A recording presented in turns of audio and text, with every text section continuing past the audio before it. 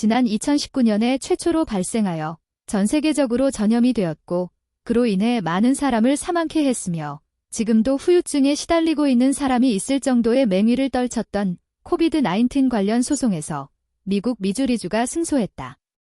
그 내용을 알아보기로 합니다. 미국 미주리주가 중국 정부를 상대로 코로나 관련 소송에서 240억 달러, 한 해로 35조 원에 해당하는 판결에서 승소했다. 이번 판결은 2020년 에릭 슈미트 전 미주리주 법무장관이 원심 소송을 제기한 지 5년 만에 나온 것이다. 미국이 본격적으로 코로나19 관련 중국의 책임을 묻기 시작한 신호탄으로 해석된다. 미국 폭스뉴스가 코로나 관련 중국 공산당에 대한 대규모 배상 판결을 보도했다. 7일 앤드류 베일리 미주리 법무장관은 성명에서 이번 승리는 전 세계에 코비드-19을 퍼뜨린 중국에 책임을 묻기 위한 싸움에서 미주리주와 미국이 거둔 획기적인 승리라고 말했다. 중국은 법정에 출두하기를 거부했지만 우리는 미주리 농지를 포함한 중국 소유의 자산을 압류하여 모든 돈을 확보할 계획입니다. 라고 전했다. 코로나19가 발생한 지 5년이 지난 지금 미국인들은 여전히 위협인지 여부에 대해 의견이 분분하다. 2020년 당시 미국 트럼프 대통령은 코로나 바이러스가 중국의 우한에서 발생해서 전 세계로 퍼졌다면서 코로나 바이러스와 관련된 모든 책임이 중국에게 있다고 강조했었다.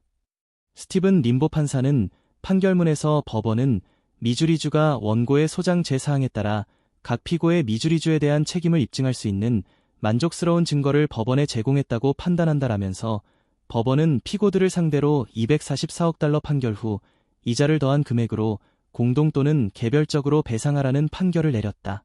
중화인민공화국, 중화인민공화국 공산당, 중화인민공화국 국가위생위원회, 중화인민공화국 비상관리부, 중화인민공화국 민정부, 후베이성 인민정부, 우한시 인민정부, 우한 바이러스 연구소, 중국과학원이 모두 소송의 피고로 지목됐다. 한편 베일리 법무부 장관은 중국은 이제 미주리주에 240억 달러를 빚졌다. 갚지 않으면 자산과 농지를 압류하기 시작하겠다라고 밝혔다. 미국의 트럼프가 항상 주장했듯이 코로나 팬데믹 관련 미국의 중국에 대한 대규모 배상 요구가 본격적으로 가동된 셈이다. 미주리주에서만 35조 배상 판결이니 향후 천문학적인 금액이 중국에 청구될 것으로 보인다.